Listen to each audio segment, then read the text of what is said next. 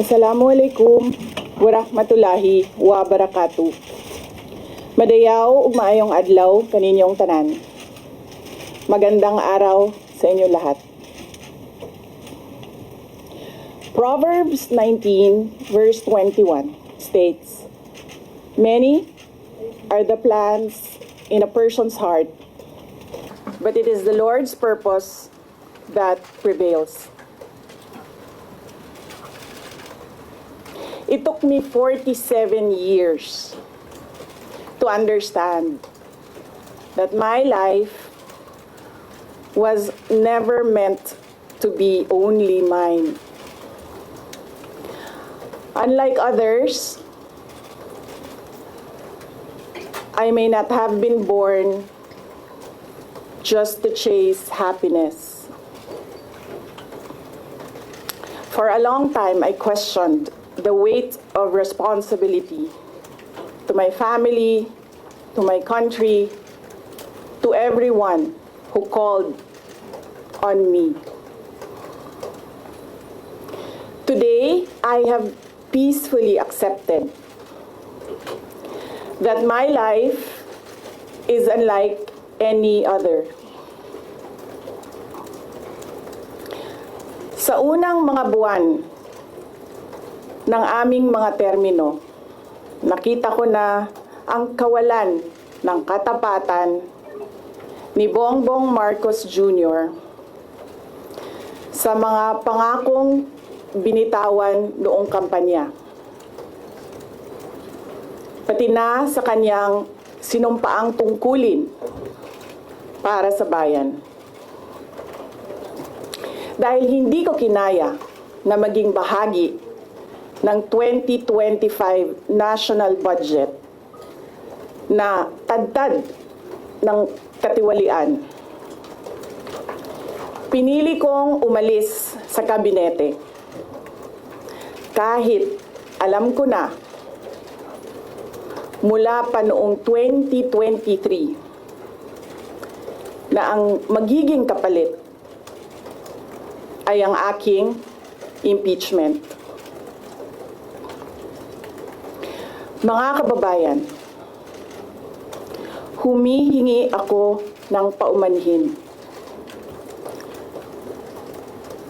Patawad kung tinulungan ko mahalal si BBM bilang Pangulo ng ating bansa.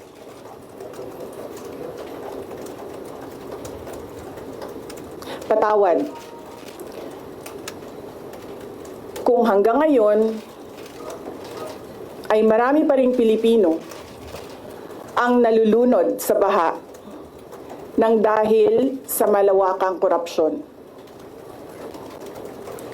Patawad kung lantaran ang pang-aabuso ng ating mga institusyon para sa pansariling interes ng mga politiko. Patawad kung patuloy ang pagtaas ng presyo ng mga pangunahing bilihin habang nananatiling kapos ang kita ng bawat pamilya. Patawad kung wala man lang tayong tunay na seguridad sa pagkain. Patawad kung may nagkakasakit at binabawian bigla ng buhay dahil sa kakulangan ng maayos at epektibong healthcare system. Hindi ako kailanman natakot sa pagsira nila sa pangalan ko. Ngunit, may takot ako para sa ating mga anak. May takot ako para sa susunod na henerasyon.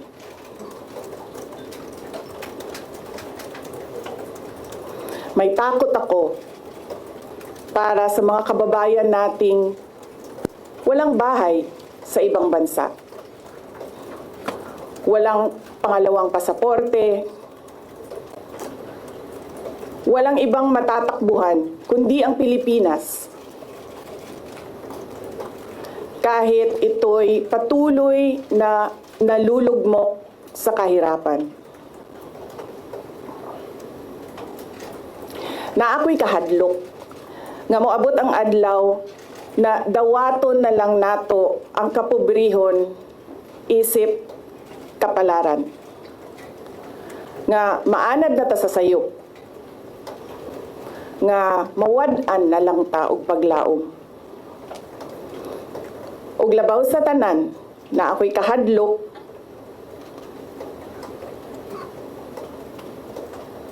nga moabot ang adlaw nga wala na tay Pilipinas nga ikahatag sa atong mga anak. I cannot kneel before each and every Filipino to beg for forgiveness. Instead, I offer my life, my strength, and my future in the service of our nation.